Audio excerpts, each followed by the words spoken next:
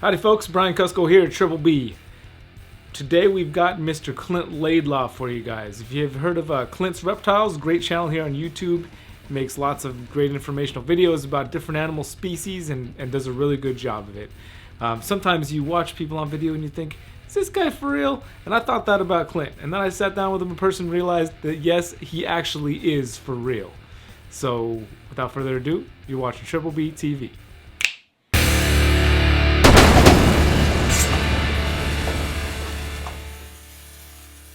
We still wouldn't pay for our trip, but we'd have fun. Put those headphones on, we'll be able to hear each other nice. Nice thing about the headphones is that you can hear and make sure that you're speaking into the microphone correctly, and we can hear each other, and we get less distracted by all the surrounding noise and whatnot. But yeah. Okay, and how close do I need to that's get? Perfect. Perfect. Man. That's perfect right there. You're doing I like somebody that does video as well, so they can you kind of have an idea and not end up being way back here like. Yeah. I wonder what I think. So let me tell you about I'd like to know. How long has your channel been going now? We started in March of 2017. We released one video, and then we talked about that video on Reddit and on Facebook, and 45 people watched it.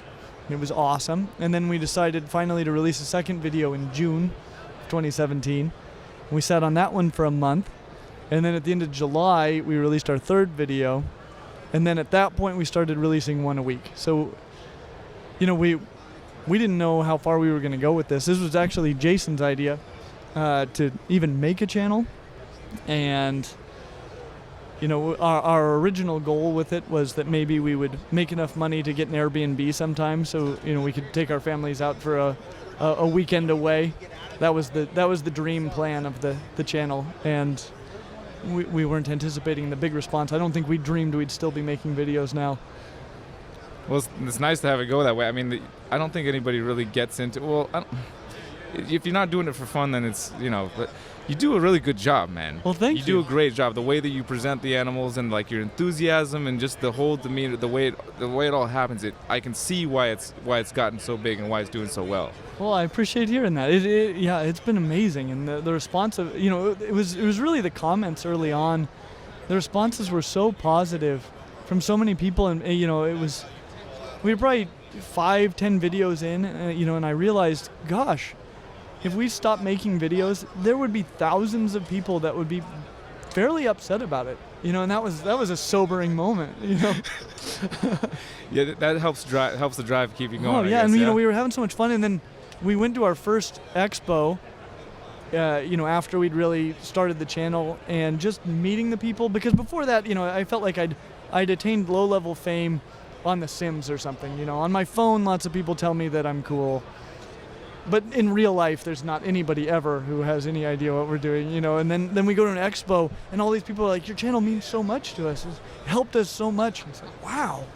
Well, you put out good information. You have good energy while you're doing it, and you're animated while you're doing it. I can tell it's just your personality. That's how you are. Well, I love it. I mean, what could be more exciting to talk about than this? How long have you been keeping, when did you get into keeping these animals? I've been keeping reptiles really since I first discovered that was a thing. As a little kid, I was always way into animals and documentaries. That was all I wanted to watch, more than cartoons and stuff like that. And then my first pet reptile was just a garter snake I caught outside. And then I got into keeping snapping turtles and red-eared sliders and painted turtles, basically anything I could catch, bull snakes. And I didn't know until I was in graduate school before I had my first friend that was into reptiles. And, and I did an undergraduate in zoology, so it's not like I didn't meet a lot of animal people. Not a single other reptile person ever in my life. And so I was sort of doing it on my own. It was pre-YouTube world. I had a subscription to Reptiles magazine. Every now and then I'd go to a reptile expo when there was one in Denver in Reptiles magazine. And so, I was figuring it out on my own, largely with the species that were available to me. It's really been, since starting graduate school that I've been keeping more of the common pet reptiles. And the thing is, I've never had a lot of money because I went to graduate school, and that's a huge mistake. And so I put a tremendous amount of research into anything I buy.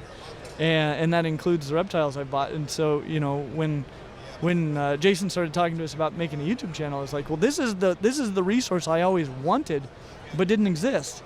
And so, we made it, and kind of allowing me to share things that I'm really excited about and that I have researched really heavily.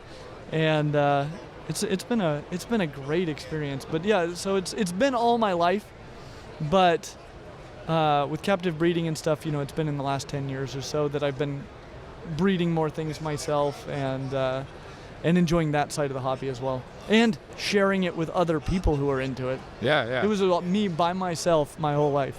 Yeah, I was in a similar boat. I jumped out when I moved to Hawaii for a little bit, for like a decade and a bit, and I was kind of out. But when I was a kid as well, it was just me. I didn't have any friends that kept or anything. So no, I had one friend into frogs for a little bit as a kid, and that was it. That was the closest it ever got. What's your so you went to school for zoology? You have a degree in zoology? Yeah, I have a bachelor's degree in zoology, and I have a master's and PhD in biology. My master's was in evolutionary ecology, and my PhD in biology education was the focus of my research. So it was actually how to talk about evolution in sort of a non in a way that's not going to introduce a lot of conflict and stuff, Well, because you're in Utah, so that could well, be it. It can be, and it doesn't need to be. Right. And it was really, during my master's, I started teaching biology classes and following my master's, and I had seen classes where they were just at war about evolution.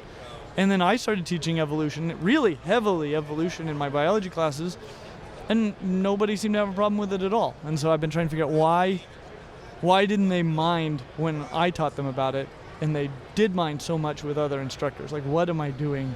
Well, so I've been teasing that out. You approach things in in kind of a real level-headed and calm manner. Maybe that's what, because I remember you did your video on the spider gene, which has been a controversial thing, and people, go back and forth. But the way that you talked about it, it's like it was very, very level-headed and factual-based. Not so much emotional, and trying to push an agenda. I don't think. No. And just kind of seeing it for what it is, and seeing it from all sides, and then just presenting that in a level way, which is not something that's easily done, I don't think, especially with a subject like that. Anyway, it was still a little scary, even though I've been doing this for a long time. But I guess I feel like, gosh, if we can't have discussions about topics that are controversial, they're not going to be controversial if there aren't good arguments on both sides. And if we can't have a reasoned conversation about it, what do we have left? I think that expands even beyond the reptile world, just the world in general, and people Absolutely. of the world having those conversations from opposing sides. And the reason there are opposing sides, to your point, is that there are good arguments on both sides. Exactly. And the more that we can have those conversations and bridge the gap of understanding and figure out what it is, and the more success we'll have, and being the successful species on this planet that keeps other species on this planet. Completely, and if we, so often we don't know both sides of the argument. And something that I find frustrating, I'm never frustrated when somebody disagrees with me. That's great, right? Because I'm not confident I'm right about everything. But if you disagree with me and you have no idea what my arguments are, and maybe the assumptions you make about what my argument will be are way off, then I have a problem with that, because it's like, well, how do you even have any idea if you're right or wrong about something when you only know one side of it? But if you know both sides, and if you could present the strongest possible argument for your opposition, and then say what you find wrong with it, then you're on top of things. But if all you can do is misrepresent your opposition, then your opposition is only going to say that you disagree with me only because you don't know where I'm coming from. And if you knew where I'm coming from, you'd agree with me, and you'll never be persuasive at all. You'll never have a good discussion about it, because all you're doing is saying, this is why you think this, and all of it's wrong, and the other person says, so that's not why I think it, and they just argue, and endlessly. It's worthless. Yeah. And you're absolutely right. It extends so far outside of reptiles, and so that's why it's something that means a lot to me, generally, because I think we need it. We need that kind of discussion. We do. I'm very refreshed right now, Clint.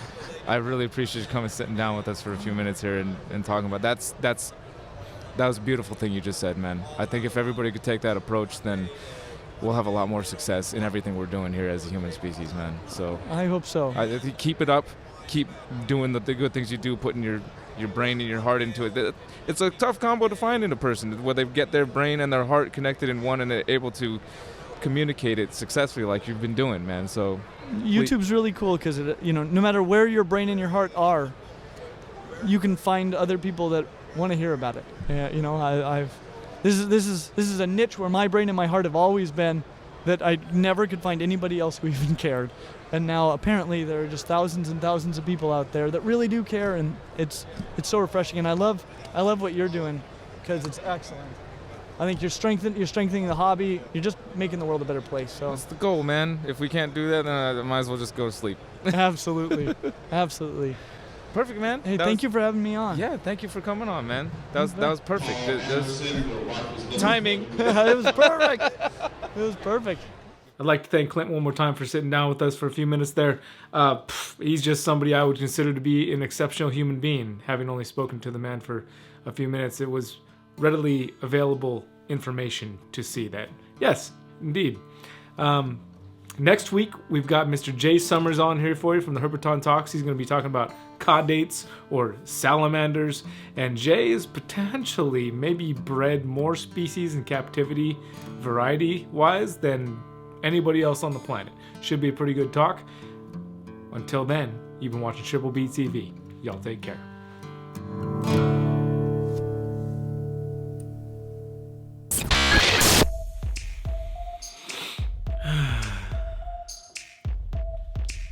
Have you found Jesus? Sorry. Shirt's all jacked up. Yeah. Looks good. Right there. No, right there. No, right here. No, there it is. No, that's way off right there. Hey, thank you. That was fantastic, man. It's so cool to I see your channel. I see you watch somebody in a video and but in person you're even better than you are on video, man. I love that. I love when that happens. That's how I feel about you and Dave. Dave is I love Dave, man. That guy has been. It was so cool, I got to talk to you on the phone when Dave was out filming with us, and he was going to go film with you guys next. And it's after that, I started watching your channel more. I'm like, he's a good guy, and your channel's fun, and you just bring a good spirit. You can tell a genuinely good guy when you see one, and then you meet you in person.